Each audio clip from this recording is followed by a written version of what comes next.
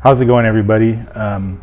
So today I'm doing something a little different. I've been wanting to do some tutorials, some video vlogs on what it is I do on a daily basis. So one of the things I'm doing right now or today is I'm going to be showing you how to do some basic filler work or body work, or bondo as everybody else kind of calls it. But so what I'm doing today is I already got the major body work done on this hood. I got some areas to fill here where it's still kind of low. So I'm going to show you how to basically mix the filler properly, how to spread it on or how to apply it properly, and how to sand it and blend it into this other body work that I got going on without creating ripples or messing up the body work that's around it. So without any further, one thing I wanted to tell you, what you are going to need basically are a DA sander. If you don't got one, you can do it by hand. But I have 80 grit on here. I have an orbital longboard that I have 80 grit on also. Just various blocks, sanding blocks as well that are also have 80 grit. And I will finish this with 180 grit sandpaper. And I do have a mask, but I left it in the office, so I will go grab it and I'll come back and we'll get started. So I'm back. So basically what I got here is a little bit of some filler.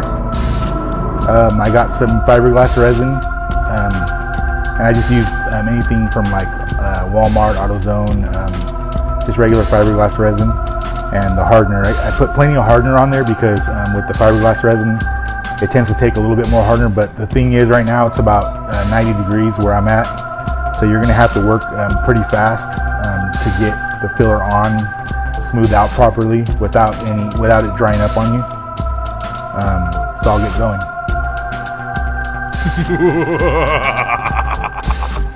You'll notice I'm just I'm lifting the filler from the bottom and kind of just pushing all the air out. You don't want to do this motion right here. It'll create air pockets, and the less air pockets the better, because it'll create little pinholes in your filler, which will come back in your primer coat later. So basically I'm lifting from the bottom and then I'm pushing down basically to get all the air out of the filler. Once the color is distributed evenly, when you see that there's no more like white streaks or gray streaks from the filler, then it's time to put it on. You don't want to wait too long because it'll dry pretty quickly in this heat.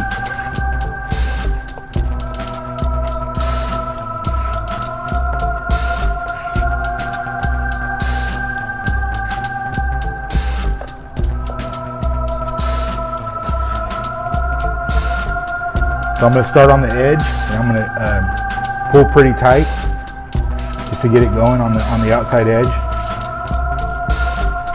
of the area that I want to fill. On this area here where I want to put more filler, I'm not going to press as hard. Probably use like a light pressure just to get it so it kind of builds up there in the middle where I want it.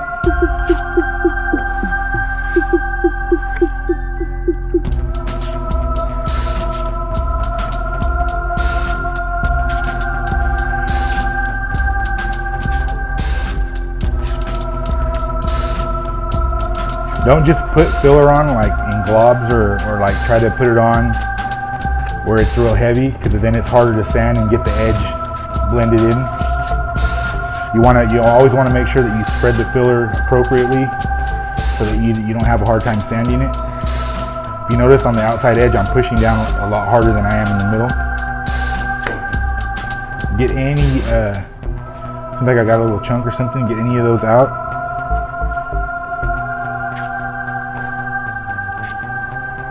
While you're spreading it.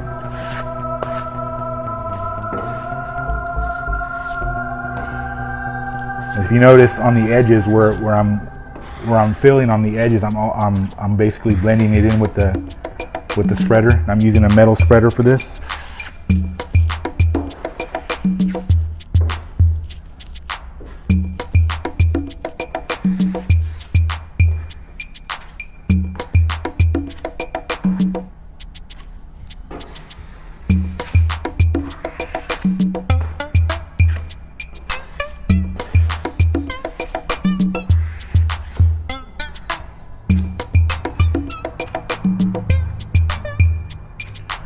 So here, like on this area here in the middle, I'm pressing down hard, and then I'm kind of bring it over light, and then press down hard again when you get to the other edge.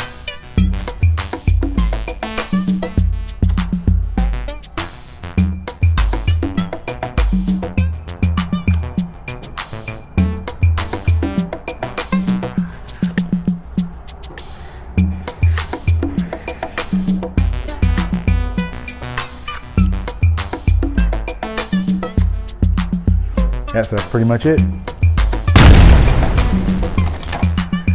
Here's a little trick or a tip. Always keep some thinner handy. I got this little squeeze container and an old Scotch-Brite. Then I always keep another spatula, another spreader handy, and I just kind of scrape off. And I usually have a garbage can around here, but I don't right now, so I'll just wipe it on this towel. And always keep your filler board clean. That way when you go to use it again, it's clean and you're not having to sand off any excess filler or any garbage that's on there.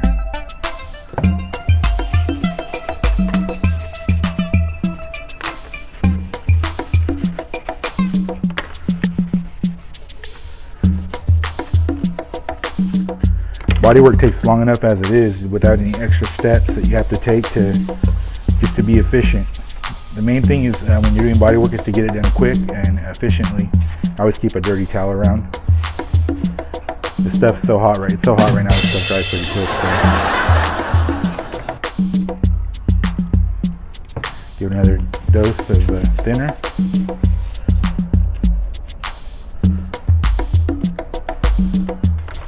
That's it. You're all done.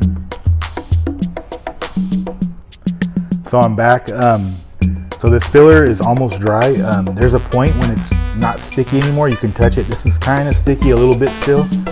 I'm gonna wait about another couple minutes, but it's been about probably 7 or 8 minutes. In this heat, I mean, in the cold weather, it's gonna take a little longer, probably about 15 minutes.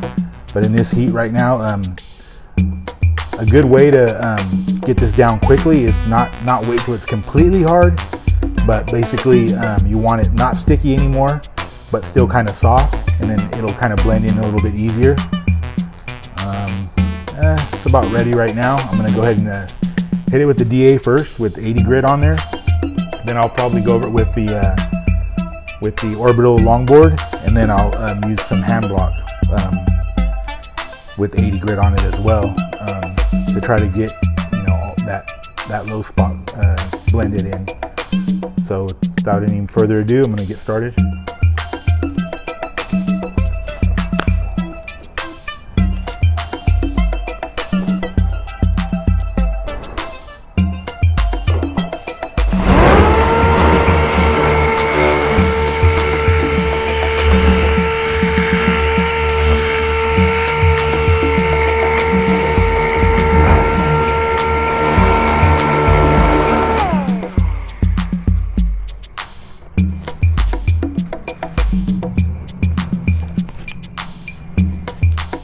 So you can see I'm kind of like going around, well, you'll see that I'm gonna start going around the edges first. I'm gonna try to get the outside blended in. I will sand a little bit in the middle while I'm sanding the outside edge. But basically what I'm gonna do is basically try to get all the edges blended in before I do the main area and block it all so it blends in nicely. I mean, that's probably pretty much the best way to get it all blended in first. And I'm gonna use my hand as well to kind of feel where it's still low and kind of recognize the areas that I either need more sanding or try to stay away from as well.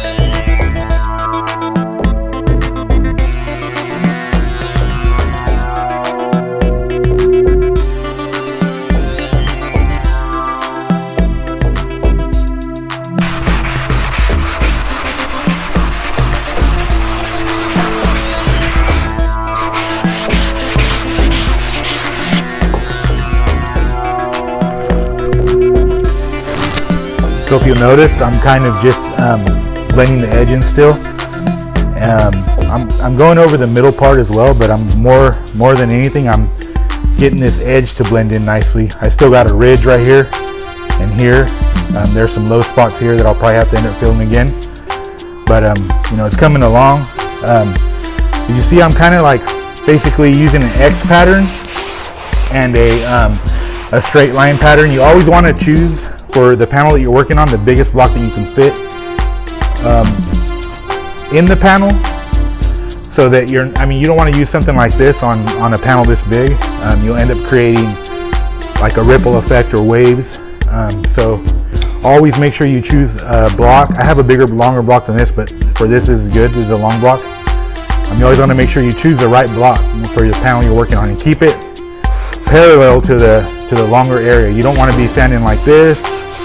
So basically, I'm doing an X because this is kind of a curved hood a little bit. So I'm doing an X pattern. You see back and forth and long ways like this. I am kind of going this way too, but not as much as I'm going parallel to the hood and making an X pattern as well. And if you notice, I'm staying off this area over here. I'm basically staying on the inside edge of where I spread the filler all the way around.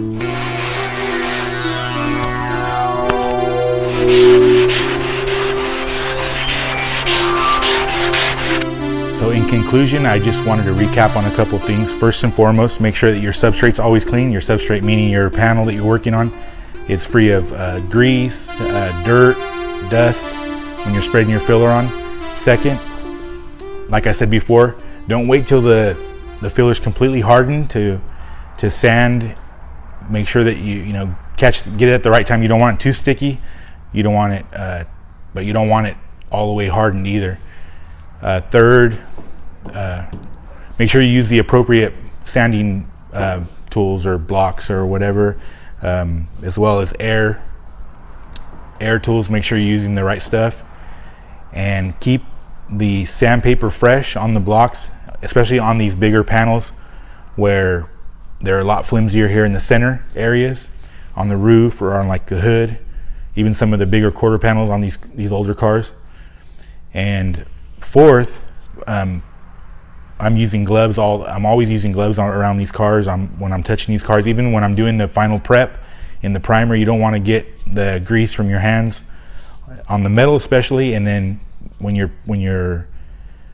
doing the final prep in primer to go on to paint and things like that, you don't want the grease affecting the finish of your vehicle you're working on or whatever you're working on.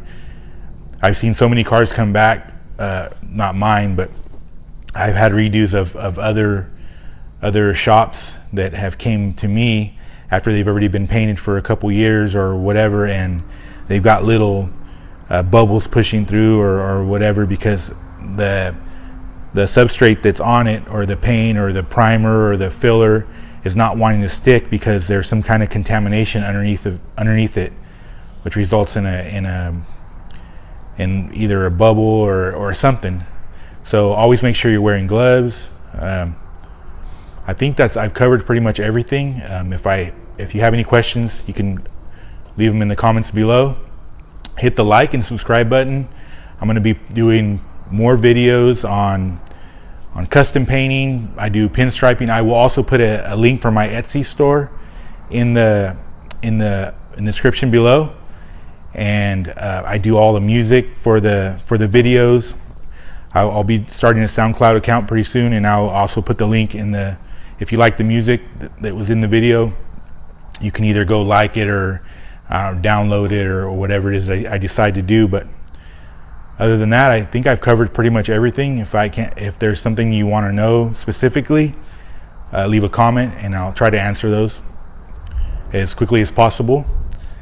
Other than that, I thank you for your time, and I'll see you in the next video.